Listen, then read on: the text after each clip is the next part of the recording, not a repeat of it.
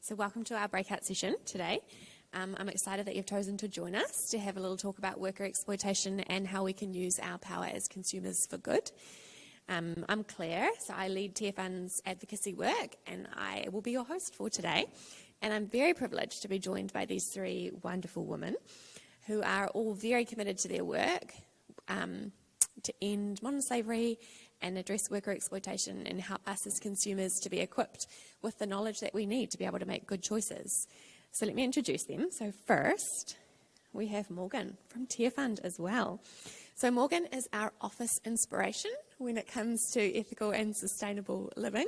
She really does walk the talk.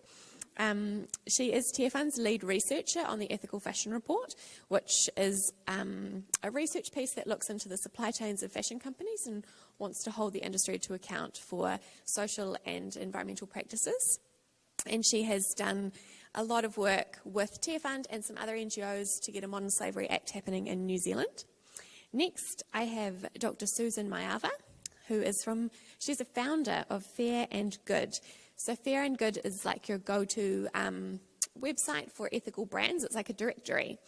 And you can pretty much just peruse a bunch of brands and jump onto their websites from there to buy. Before Fair and Good, though, Susan has had an entire lifetime of being committed to social justice and development. She has travelled extensively, she's lectured at universities, and has had a few different governance roles. And then finally, we've got Heather, who is from Just Kai. So Heather, again, is the founder of Just Kai. I've got a couple of great entrepreneurs on this panel. So Just Kai conducts research to identify and promote slave-free products. They look into a bunch of sectors across the food industry and then provide that information to consumers to allow them to make better choices. Heather is also really passionate about a world that has equal opportunities for everyone, and that's because she has lived with a chronic illness for a large number of years. She was mostly bedbound for about 15 years, and so her husband is sitting next to her, and he is in a support role for her today. So welcome, and thank you for joining us.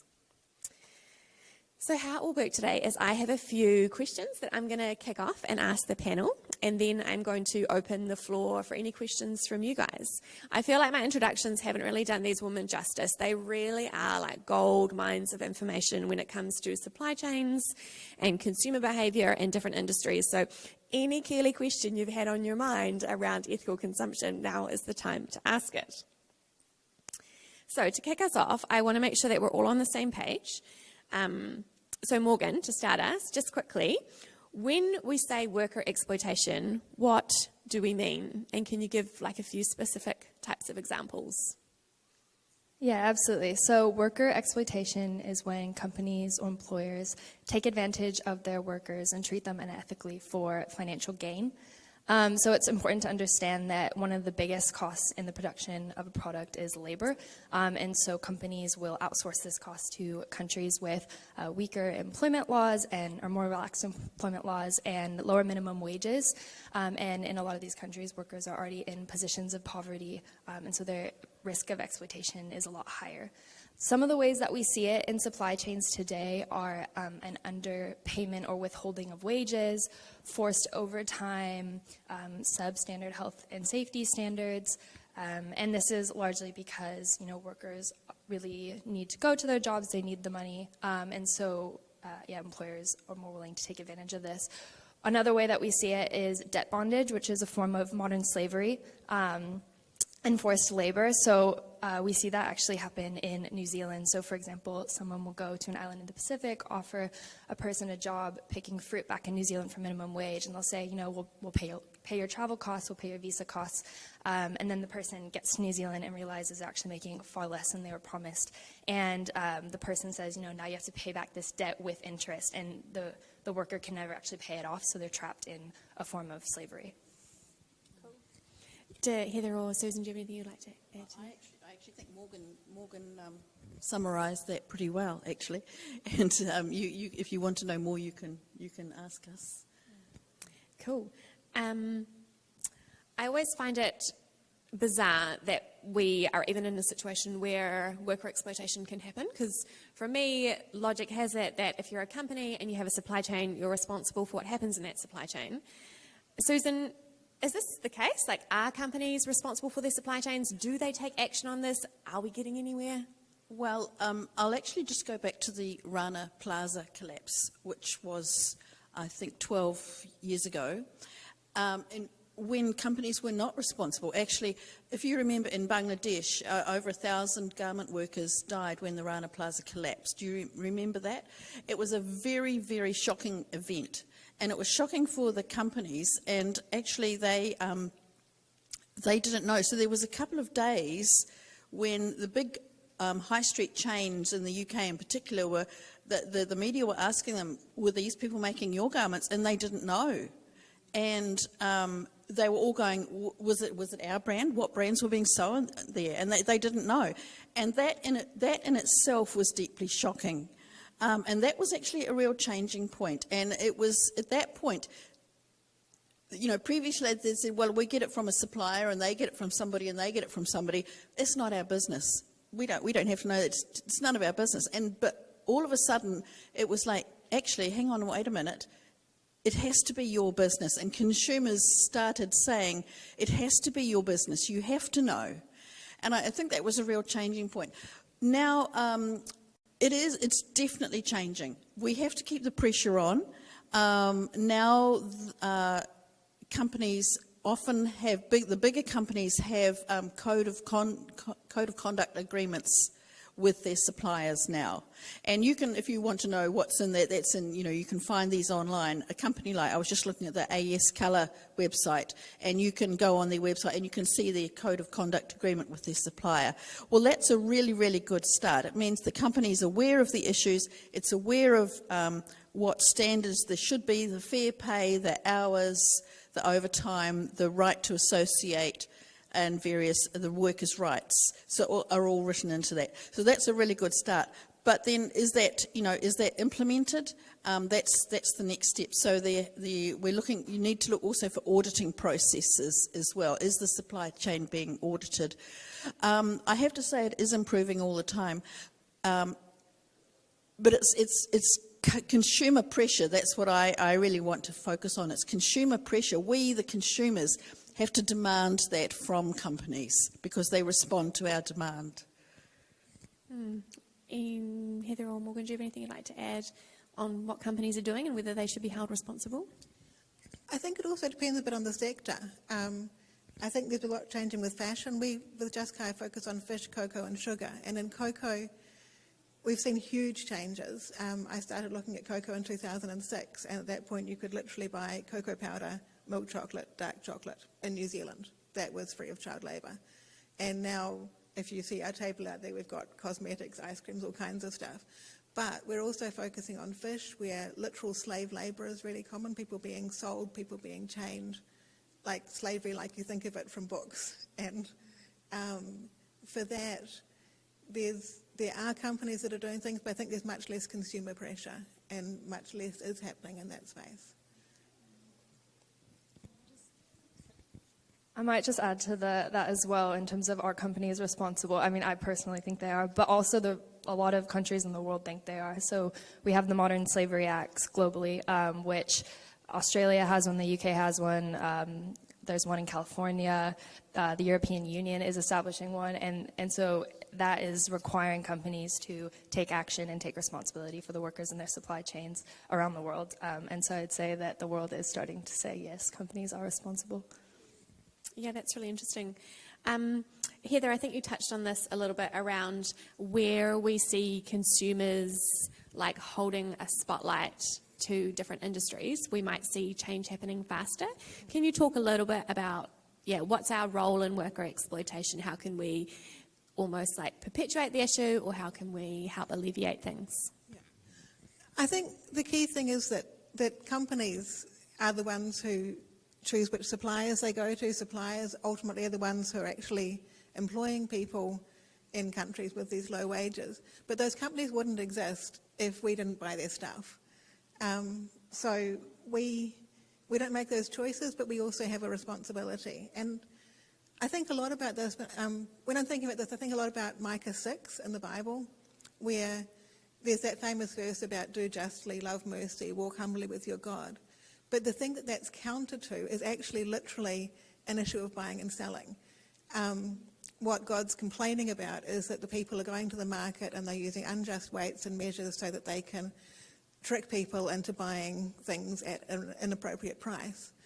And I think that's what happens a lot in the food industry today. I think of lots of stories that I've read about people who were like working on a subsistence farm, and then someone comes to their village and says, hey, I've got a good job for you in the city, and they go to that job in the city, and the job in the city turns out to be actually they've been sold to a colleague and they're now working completely without pay. And that only happens fundamentally for us. It's happening so that there can be a cheaper supply chain, and the fish that person catches or whatever that is bought by us, that's what we find in our supermarkets. And so that gives us a responsibility, I think, because it's being done for us, but it also gives us power.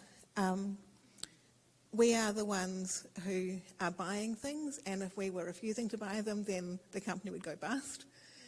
So if we ask, but also if we ask companies, are you checking your supply chain? Do you have audited factories? Do you have audited boats? Do you have audited farms? Not that audits are perfect, but they're kind of the best thing we have. Then those companies that are able to answer yes to those questions, we buy from them. Their suppliers can bring on more farms. Those farms can hire more people. And there's just less vulnerability then. People put their kids to work because they're poor. People accept dodgy job offers because they're poor. And if we can increase the pool of those good jobs, those responsible jobs, then there will be less slavery in the world because there's more opportunities for better alternatives. Thanks. Susan or Well Morgan? said. Want to add? No, I'm just holding the mic. But well said, Heather. Morgan, do you have anything you want to add around our role in worker exploitation? Yeah, I mean, I think Heather covered it really well. But yeah, I would say the ultimate thing, right, is we drive demand. So it really comes down to, and particularly, if I can touch on it, because I focus on fashion a lot, around fast fashion. So fast fashion is a model where they sell a bunch of clothes at really cheap prices, and that's how they make money. And I think that fast fashion is one of the big models that's unsustainable for the planet, but also mostly for people. And so that's one way that I personally have found that I am a beneficiary, I guess, of exploitation, in the sense of I used to be a total fast fashion addict. And and I found that for me, I can buy slowly, and because fast fashion just puts so much pressure on workers, like as I mentioned earlier, types of exploitation, workers will be trapped in a room and told until you finish this massive product order, you're not allowed to leave. And so, yeah, just in terms of our role, I think consuming slowly is a way that we can, reduce our impact. I find the consumer piece so interesting because I feel like most people probably aren't comfortable with the idea that someone in slave-like conditions have made their clothes or shoes or the coffee that they're drinking, but that often doesn't then connect through to our buying decisions or our purchasing behaviour. So some people don't know, obviously they don't know the information, but a lot of us do know that there is exploitation in supply chains, and I'm even guilty of this, right? I will go out and buy something where I don't know where it comes from. And I work in this field, so what is behind that? What drives these choices, or what are the barriers that we have to consistently purchasing well? Susan, do you want to kick us off? I do think that even as Christians, we underestimate how much our culture influences us and even influences our Christian thinking. This is my personal opinion, but I think here in New Zealand, and maybe in other places, we place a great deal of value on getting a bargain. I think of the warehouse where everyone gets a bargain, and that's promoted as a positive thing. And culturally, I want you just to think, I bought it in a sale, I bought it at half price, I bought it, and you might even say, oh, look, Heather, look, bought this new shirt. It was half price. And somehow that's a value we have in our culture. We value that. I think that, do you hear what I'm sort of saying? Do you think I may be right? It's something we praise other people for and we get a good feeling from.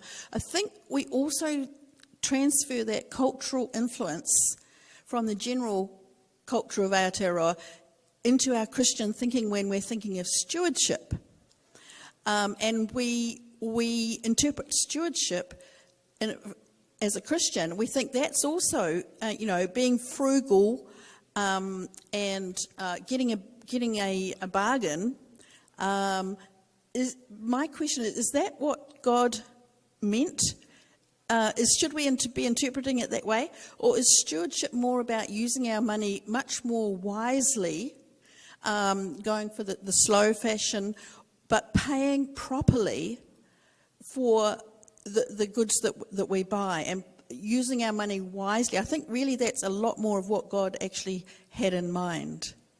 So yes, don't be aware of our Kiwi tendency to love a bargain and become much more wiser. Perhaps buy less. You may find you're buying less, but be willing as a Christian to pay fairly for the products you buy.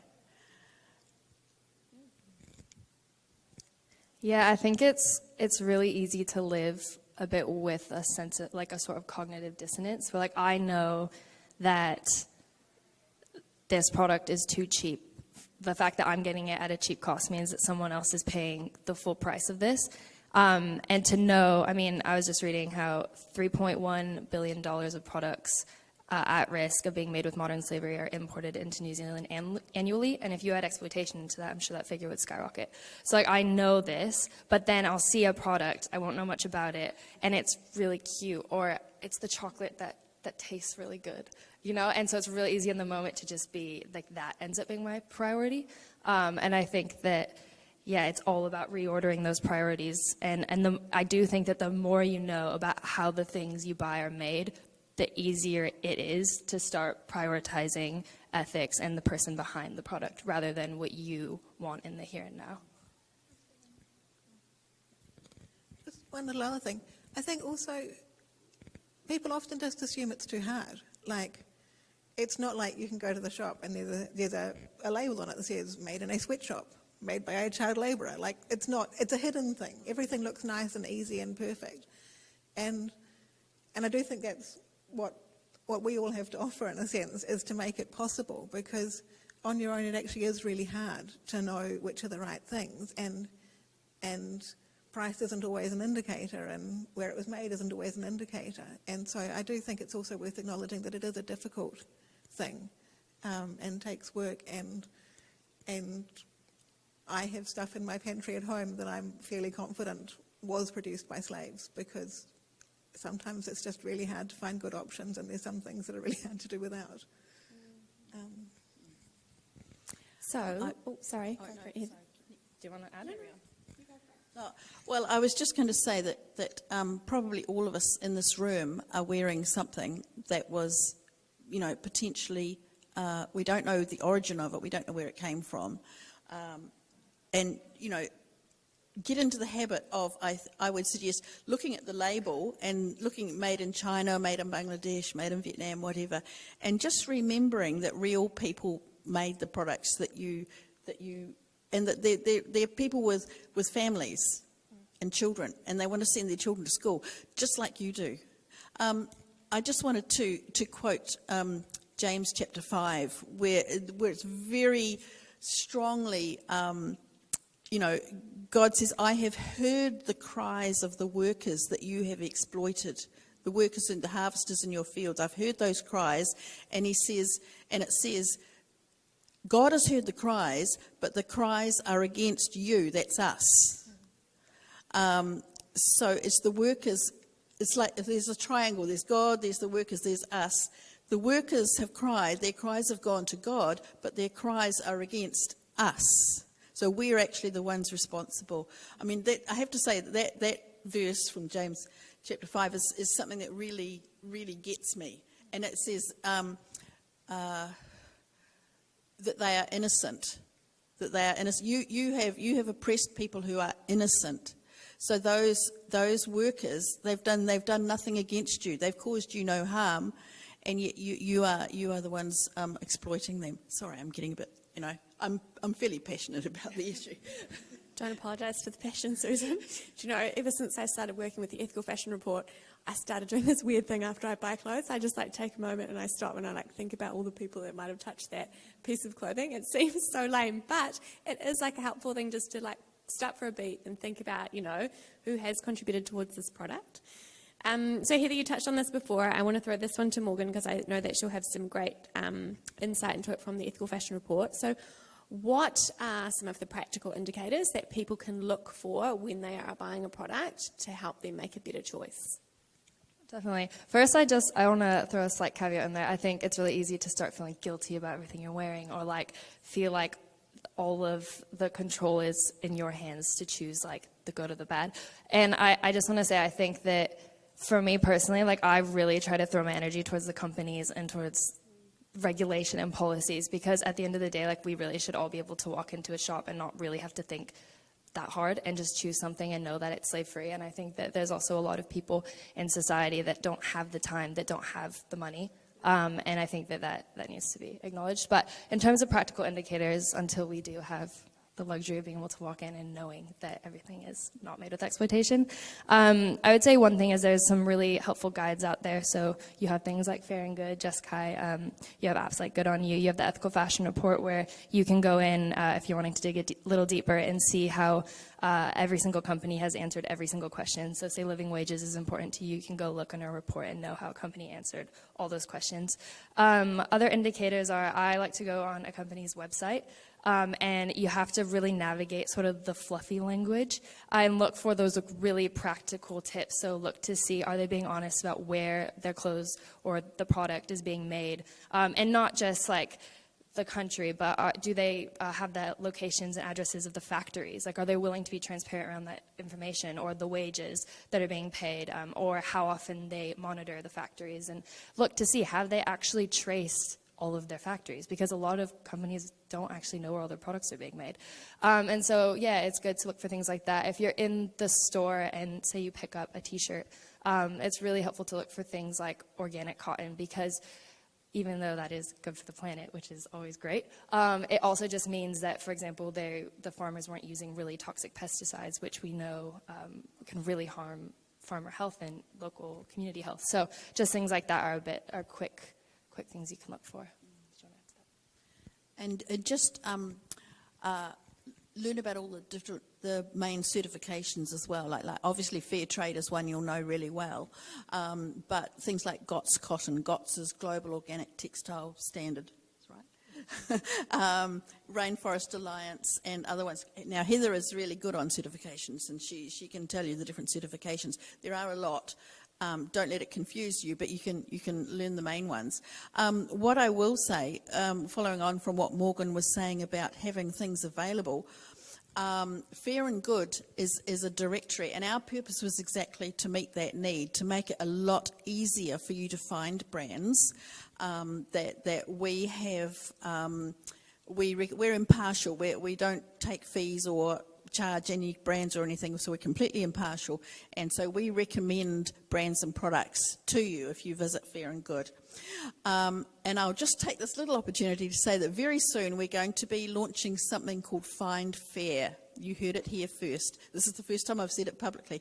Find Fair, and it's going to be a Google Chrome extension which you can download, and when you're searching online, it will tell you which products and brands we have identified as being fair. It'll make it really, really easy. So our job, what we want to do is facilitate making it much, much easier for consumers to find ethical products, and therefore increase demand for those, and therefore get them more into the shops and do the things that Heather was explaining about making lives a lot better for a lot of people. Do you want to talk more about certifications? Yes. Well, I actually want to talk about something else as well. But certifications, yes. And we've put a lot of effort into looking at which certifications we think are trustworthy, because there's a lot of things out there and we're looking for ones in particular that involve reasonably regular, ideally unannounced, in-person audits of facilities, which is quite a big ask, particularly given that we are looking at fish and fishing vessels are, out at sea. But we have found some options, even for fish, that are doing that, or doing versions of that. And you can see more about that on our website, particularly for chocolate. We recommend the Fair Trade logo and also the Rainforest Alliance logo. Just thinking about what Morgan was saying earlier about looking at websites. One thing I often find is someone will come to me, one of my friends will come to me and they'll be like, what do you think about this brand? And almost invariably, they'll have found a brand, if I'm going to say no to it, that has got heaps of information on their website about quality, and they are boutique. And I think that's a really common misconception, that if you're looking for a brand, if it's small, if it's high quality, maybe it's got some nice pictures of some kind of farm somewhere exotic looking, that doesn't tell you anything of what you want to know about how workers were treated. They could be doing a perfectly good job, they could be doing nothing. Quality doesn't really have anything to do with worker treatment. You can make good quality products whilst abusing people. And I think that's really important. But on the other hand, this doesn't also mean you have to buy the really expensive stuff. I think, unfortunately, it probably does when it comes to fashion, because there's so many steps in the supply chain where people can be exploited, and I'm not sure if I've got that right, but that's my impression. But when it comes to chocolate in particular, the price of the cocoa is just a tiny fraction of the price that you pay. And so you can double what you pay the farmer, and it'll make almost no difference to what the consumer pays. And so this isn't, particularly when it comes to chocolate, this isn't just a game for rich people. There's very affordable brands on our lists, particularly for cocoa, but also a handful of quite affordable products when it comes to fish as well. And the main sugar brand we recommend is actually cheaper than Chelsea. So it's not always about paying high prices. That's interesting. Morgan, do you want to pick that up in relation to the fashion industry? Is pricey better? Well, as I will say, I have seen companies purchasing orders for companies that charge less for a shirt and companies that charge $120 for a shirt, and I've seen some that pay the same price per unit. So it actually doesn't always translate that way, but what I will say is I think sometimes it can.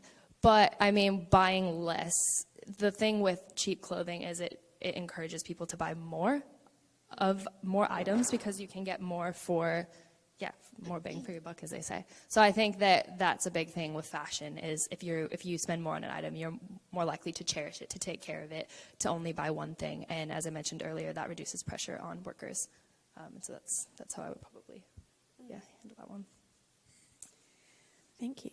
Trying to decide what question to ask next. I think, Heather, you touched on this. I guess I'm interested in hearing thoughts, maybe a little bit more around this. Actually, no, I've changed my mind. Okay, are big companies always bad? That's what I want to know. Are we better? I mean, we get this a lot with the Ethical Fashion Report. Are we better? Are consumers better to shop at small local brands because they're point blank better than big multinationals, or is it more complex than that? Yeah, that's one that I also get a lot. And it definitely sounds right, that small would be more caring, and that big is more impersonal and all that sort of thing. But with the products we're looking at, the supply chains are really, really long. Products pass through many, many hands before they get to the final company. And it's just really hard for a small company in New Zealand. Like a small boutique chocolate company might have literally 2 people working for it. And it's very hard for them to go out to rural Ghana and find out where their cocoa beans are really coming from. And even though New Zealand has a big fishing industry, we actually import a lot of fish as well, and particularly things like tuna and prawns, salmon get imported. And again, it's really hard for a small company in New Zealand to send someone out to a boat at sea somewhere and find out what's going on. So there are some small companies that have been established specifically because they want to address these issues, and it's absolutely at the heart of what they do. And those companies are excellent in this stuff because this is their main focus. But a small company that doesn't have it at the heart of what they're doing is just really unlikely to have the time, to have the capacity to do anything about it. They're just doing so many other things just to make the business actually work. And that's where big companies have an advantage. I've had a fair bit to do with Countdown and Sealord, and they both actually have, they call them different things, but they basically have ethical sourcing departments. They have, a small number of people within the huge company that this is their whole job. And so they have the capacity to actually look into stuff. And also because they're big, if they are buying things that have been produced by slave labour, it's a bit more likely that someone will finally find that out and actually notice, and they've got a reputation to defend, and so there's a much bigger reputational risk for a larger company. And so whilst we find that there's a handful of small companies doing excellent work, most big companies are doing at least something. Some of them are just saying things, but most of them are doing at least something, and quite a lot of the companies that we recommend are actually really big companies which have the capacity to really look into stuff. What would some of those companies be? I mean, I'm just thinking, one I would say is Kathmandu has a very strong sense of social corporate responsibility. I think the Warehouse also has its own department where it with the people in the ethical department actually have the right to veto, or maybe that's Kathmandu, have the right to veto any product. Griffin's, I don't know if you know, but Griffin's chocolate biscuits, all of them 100% use Rainforest Alliance chocolate. About 95% of them. Okay, The cameo creams come from a different factory. not the cameo creams, but all the other chocolate biscuits. It's up to you. They are trying to find out how to get Rainforest Alliance certified cocoa to that factory, but it's an overseas factory and they're having trouble. One company I find really interesting is Countdown.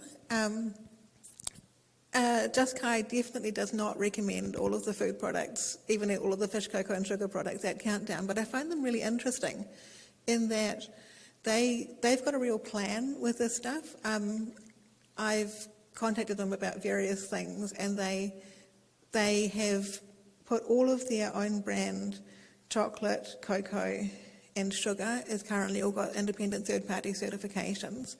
And then they've kind of gone through their whole store for their own brand stuff and have thought about what's the highest risk things from a slavery point of view, what are the highest volume and highest value things, and they've got a scheme that goes out for quite a few years before they'll actually have everything done, but they are steadily, step by step, working through their plan and refining their plan. And one thing which I find very interesting about that, I've never got them to tell me why they're doing this, and they're not particularly public about it, although it is on their website if you go looking. But I think it's because they're Australian. And Australia has a Modern Slavery Act, and New Zealand doesn't. And if you talk to foodstuffs, they do not have the same kind of detailed plan. They're just starting to get started, and Countdown is well down the road.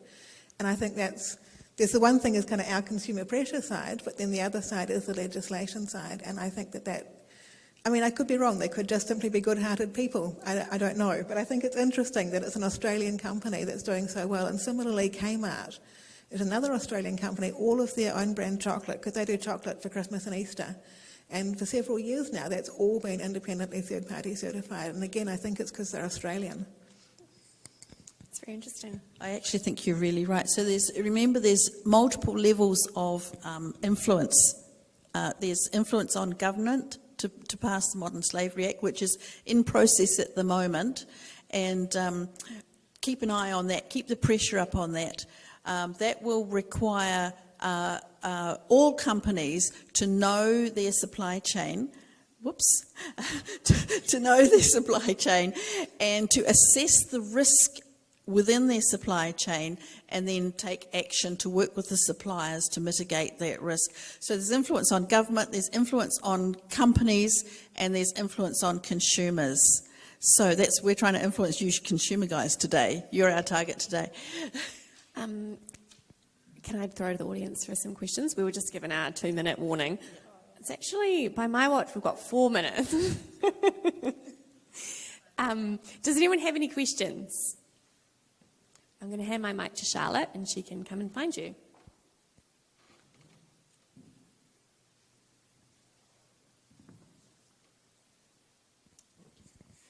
Hi there. I was just wondering, because you mentioned in terms of like legislative and policy changes, just give us a bit of an update of where things are at, maybe in terms of what things are happening now and when we might expect things to happen, or what we could maybe do in light of that to encourage things to happen. Yeah, for legislation and policy stuff. Yeah.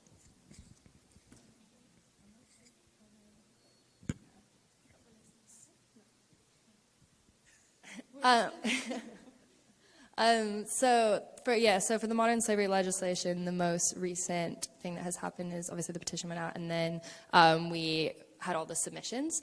So that was really successful. There was over 5,000 submissions, which was really great, and more submissions than most bills or proposals of this type get, which was really encouraging. The next steps will be the government they're in the process of collating all that feedback. Hopefully sometime soon they'll send out kind of a summary of that. And then we'll figure out next steps from that. Then hopefully if everyone is in favor of it, or the majority is in favor of it, then the first bill will get drafted and it will go through the process. Yeah, I think the minister who's looking after is Michael Wood, who's actually a Christian. So I'm really pleased about that. And I think he's committed to it. So as Morgan was saying, submissions have come in and essentially it's kind of being written now. I mean, there's this whole process that legislation goes through, but it's essentially being written now. And hopefully within the next couple of years it should become law. And they've got examples from the UK and Australia and so on. So it's not really a difficult thing because people have done it before, And in terms of what you can do, I think it's always worthwhile to contact your local MP. I told my local MP a couple of years back that I thought that we really could do with a Modern Slavery Act, and she asked me to come in and talk to her, and has been incredibly supportive ever since. Of Just Kai's work and also of the legislation. So I think it's always a good place for that. Kia ora. I just had one question really related to, you've talked about chocolate and clothes, but is there any areas of consumer, things that you might want to buy that are not so well covered? Like for example, I don't know about cars and other types of things that you haven't really mentioned. How broad is this?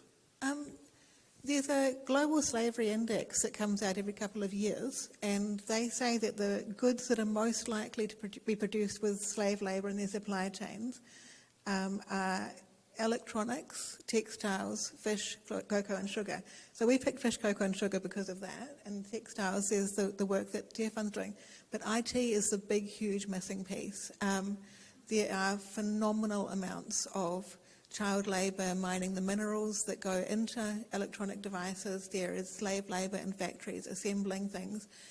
And at the moment, no one's doing anything. And looking into that, various companies have tried, various NGOs have tried, not just in New Zealand but overseas, and the supply chains are just unbelievably complicated. So there is very little information to guide you there. That's the really big hole, in my opinion, of what we need more information on.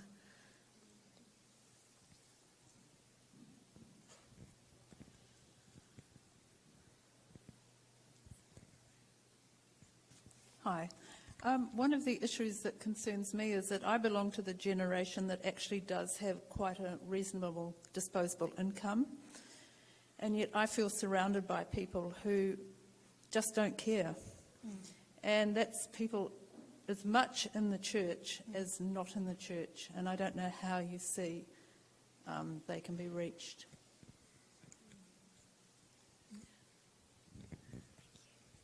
I think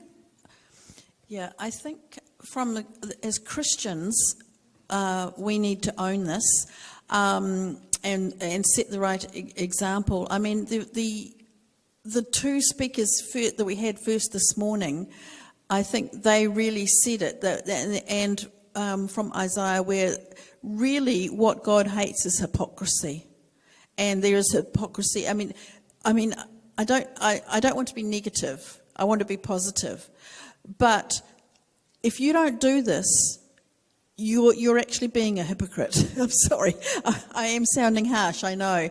But, it's in the doing, and we have to trust God that He gives us the resources to act rightly and do the right thing. And trust Him that when we do the right thing, as it was saying in Isaiah, then He will listen to us.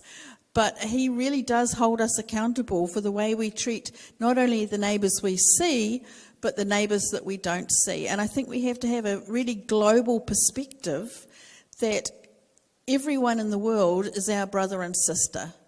And everyone in the world, every factory worker, garment worker, every child, every slave is made in the image of God. And I think really we just need to somehow, almost a revelation of that,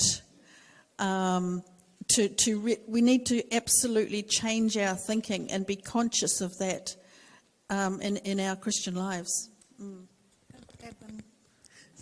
Just very, very quickly. What made a difference for me was hearing a story of real people. I started on this by hearing a documentary on BBC Radio about children in the cocoa industry. And I could help you out afterwards. We've got a little list of actual very short 5-minute videos of people telling their actual stories. I think it's outrageous. It's hard for you to imagine that this stuff is actually happening. And I think if you can put real faces on it, it's harder to ignore. Okay. Last thing, if you put your email address on our list here, you can win a basket of goodies. You do get to join the Fair and Good newsletter, though. I like that. I'd just like to also say one thing in answer to your question, because I can. There's this climate scientist that I listen to called Catherine Hayhoe, and when she talks about how do you make others care for this, the thing that she says is you try and help them connect the dots between the values that they already have and how this is something that they do already care about, and here's why, as opposed to saying, you're wrong because you don't care about this. It's kind of like flipping it and saying, well, I actually think you already do care about this because these are your values as a Christian. Did you have a burning question in green? Yes. Okay, we'll do it real Kia ora quick. koutou. Just a quick question. Has anyone looked at the trade agreements, so not the TPPA, but CTPPA, and looked at whether any negotiating power has been used in trade? Say, for instance, if we were going to trade and import prawns, we would say to that country, unless they're prawns that are looked after and we're not exploiting the workers, is that happening? Has that improved, or are we at the same place? Kia ora. I don't know much about the specific ones that you're addressing, but I am nearly sure that there is no ethical treatment clause within our trade agreements, which is why we're pushing so hard for supply chain legislation. I think, unless you know otherwise, yeah. I'm going to wrap it up there because our next session in the auditorium starts in 5 minutes, but Just Kai and Fair and Good and Tearfund actually all have stalls out in the foyer, so if you do still have questions outstanding, come and find one of us in one of the breaks. But thank you so much for coming.